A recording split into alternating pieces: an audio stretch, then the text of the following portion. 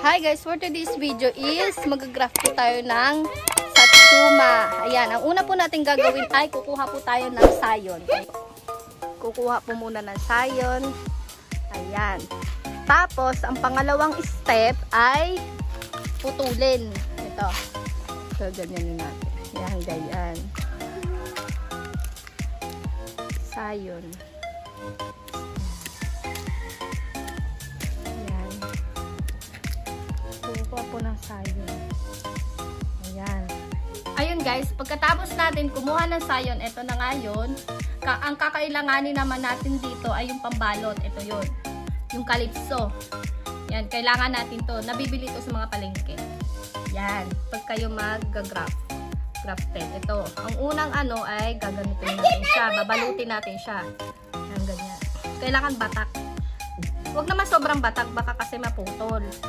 Sakto lang. Ganyan. Tapos ikot-ikutin yung sayon. Tapos ganito, ganito guys ha. Yung isang daliri mo ganon. Tapos gaganutin. Oh. Tapos, ang paglag dito ay yung hihilahin mo lang siya. Kasi kailangan natin itali yung dulo. Ganon. Tapos gaganutunuhin. Tapos, ganon. Oh. Oh. Tapos pwede pang isa pa. Oh. Tapos yun na yun. Ito na. Ganito na. Oh. Anong seedling yan? Suha. Ito sayon ay Satsuma. Satsuma ay sayon.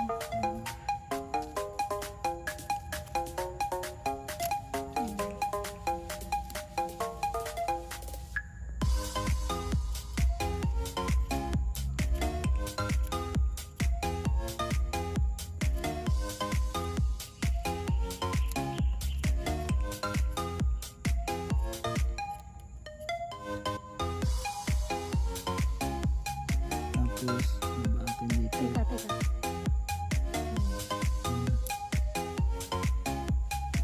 Tapos yung ilalagay.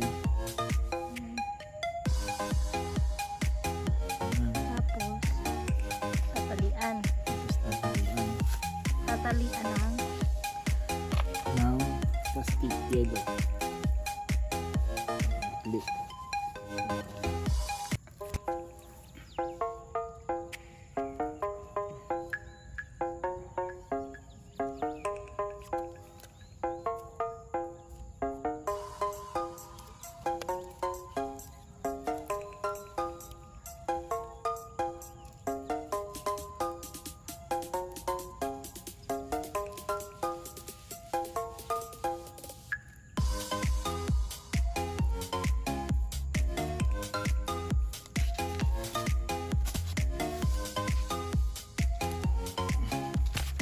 Ito. another one.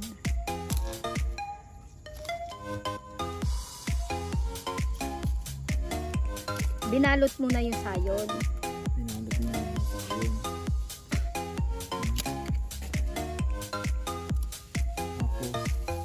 Tapos, Tapasahan mo na. Pakita mo nga sayon na nakabalot. Eh, hindi ganyan. Yan, ganyan.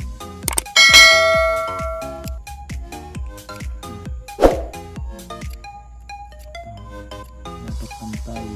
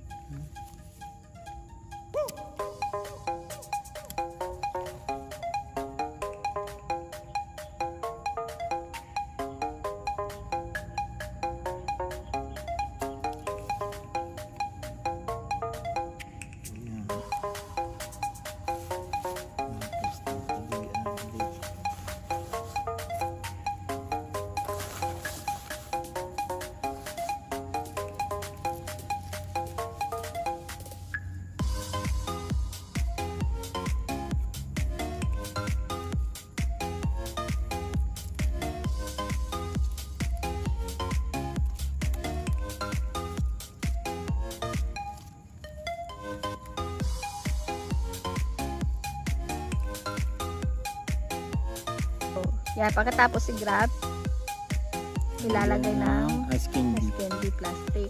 Ice candy plastic. Bakit? Para mag-moist. Ito po yung nag-grafted.